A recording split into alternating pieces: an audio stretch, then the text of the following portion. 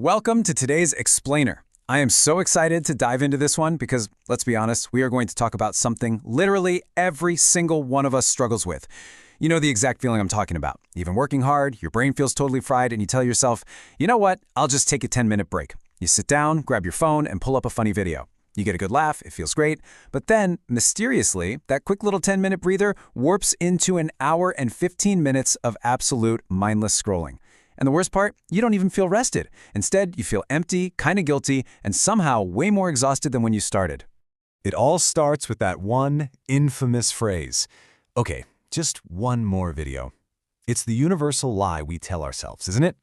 When we fall into this trap, it feels exactly like holding dry sand in your hands. You open your fingers even a tiny bit, and your precious time just slips right through, completely out of your control. Well, today we're going to fix this. We're going to look at some incredibly helpful ways to reclaim our days using some super relatable metaphors straight from our source material. Here's our roadmap for this explainer to cure that mindless scrolling. We're going to cover the time-wasting trap, giving your day a GPS, collecting your pocket time, thieves and games, why rest actually isn't wasting time, and finally, how to build your new routine. Let's kick things off with Section 1, the time-wasting trap. Or, as I like to think of it, pouring your time right onto the floor. So before we can actually fix our scrolling habit, we really need to define what wasting time actually is. It's not just about avoiding fun. It's about doing things that simply aren't helpful for you at all. Imagine your time is like water in a bottle. You only get a certain finite amount of that water every single day. If you just dump that water onto the floor, you can't exactly scoop it back up and drink it later, right? It's gone. When you spend hours on things that don't help you learn, don't help you grow, and this is a big one, don't actually help you rest, you are literally pouring your precious water down the drain. And that gross, regretful feeling of, why did I just do that? That is the ultimate sign of a spill. Moving right along to Section 2. Give your day a GPS and the absolute power of the tiny plan. If you want to be more intentional with your time, you've got to have a plan. But here's the secret. You have to make it tiny. There's a massive difference between a vague plan and a tiny plan. Think about jumping into your car. If you don't plug a specific address into your GPS, you're just going to drive around in circles all day, right? Wasting gas, wasting time, totally lost. Saying something super vague like, I'm going to improve my English today, is exactly like driving without an address. It's way too big, and frankly, it's just not clear enough. But a tiny plan, saying, I will learn 3 new words today, or I will read exactly 1 page, that acts like a locked-in GPS destination.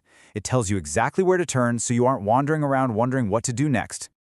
Next up, Section 3. Collect your pocket time. This is all about counting your small time coins. Okay, this concept is an absolute game changer for those overlooked little moments in your day. The whole idea is to start treating those weird 5 or 10-minute gaps like small physical coins. Sure, during your day, you have big coins, like solid, uninterrupted 1-hour blocks. But you also have a ton of small coins, waiting for the bus, sitting in a taxi, standing in line at the grocery store. Most people toss those small coins straight into the trash by scrolling mindlessly. But if you actually save them up, they turn into a massive treasure. The source material highlights this amazing story of a super busy mom with 2 kids. She never ever had a full hour to just sit and learn, but she had a 5-minute walk to the bus and maybe 10 minutes free during lunch. By just saving up those tiny coins, she saw incredible improvements over just a few months. I really want you to pause and think about this for a second. Where is the pocket time in your day? Seriously, when are you just standing around waiting for pasta water to boil, waiting for your coffee to brew, or sitting around in a waiting room? That right there is pocket time, just waiting to be collected. That brings us to Section 4, Thieves and Games. How to protect your focus but keep things fun. Look, when it comes to keeping your focus, there is one golden rule you have to remember. The human brain absolutely hates constant stress. If working toward your goal feels like this heavy, brutal punishment, your brain is just going to say, yeah, no thanks, and completely shut down. So connect your goals to stuff you actually enjoy doing. If you're trying to learn a language, print out the lyrics to your favorite song and sing it in the shower. Watch a cool short series with the subtitles on. Play around with it. When you tie your progress to shows and stories, you'll actually stick with it because you aren't just torturing yourself, you're having a blast while growing. But while you're busy making things fun, you've got to watch your back for what the source material calls the time thief. A time thief is anything that robs you of your hours and gives you absolutely zero back in return. Mindless social media is the classic, right? You open your phone to check one single message and boom, you're 40 minutes deep into a comment section fight or a random video loop. To fight back, you need to set up tiny rules. Leave your phone in the other room when you need to focus. Turn off notifications for just 1 hour. Think of it exactly like locking your front door. You don't necessarily hate the thief outside, but you have to protect your house to stay in control of your own life. All right, section 5. Rest is not wasting. It's time to talk about charging the human battery. I love this point because it totally flips that exhausting hustle culture narrative on its head. You know, the one that screams you have to be grinding every single second of the day. Listen to me. Rest is not wasting time, period. Think about your body and your brain like your smartphone battery.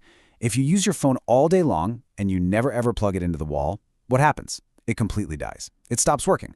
Well, spoiler alert, we are exactly the same way. Getting a good night's sleep, having quiet time, just doing nothing, that is literally how we plug into the wall and charge our battery. Balance really is the ultimate key here. The source material gives this incredibly relatable example.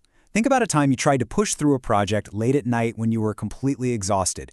You might sit there agonizing over it for 2 whole hours, and honestly, the work is probably terrible. But if you just went to sleep and tackled that exact same task the next morning rested, it would probably take you 30 minutes, and the quality would be top-notch. Resting is literally just working smarter. It sets you up to be wildly more efficient, turning hours of painful struggle into minutes of super high-quality output. And finally, we've arrived at section 6, build your new routine. Let's put all these puzzle pieces together. So, how do we actually take all these metaphors and make them work in real life? Let's do a super quick, rapid-fire recap to really lock these concepts in. First word, intentional. This just means doing things on purpose, not by accident. Second, vague. We want to avoid vague plans at all costs and swap them for clear, tiny ones. Third, distracted. This happens when your focus bounces everywhere, usually thanks to those pesky time thieves we talked about. Fourth, invest. Stop throwing your time away and start investing it right now for a better tomorrow. And lastly, balance. Maintaining a solid mix of work, play, and rest so your battery never hits 0%. So here is your actual game plan. 4 super simple, completely guilt-free steps you can take today. Step 1, choose just one tiny goal for the day. Step 2, decide exactly when you're going to do it. And hey, use that 5-minute pocket time. Step 3, make it a little bit fun so your brain doesn't freak out and think it's a punishment. And step 4, when you pull it off, be kind to yourself. Pat yourself on the back. It sounds small, but that tiny mental shift is what stops you from being your own worst enemy and turns you into your own best coach. So, I'm going to leave you with this final little challenge for the day. What is the one time thief you are going to conquer today, and what tiny change are you going to make to do it? Remember, your time is way too valuable to just pour onto the floor. Gather up those small coins, plug in your battery when you're tired, and start actually investing your time. Thank you so much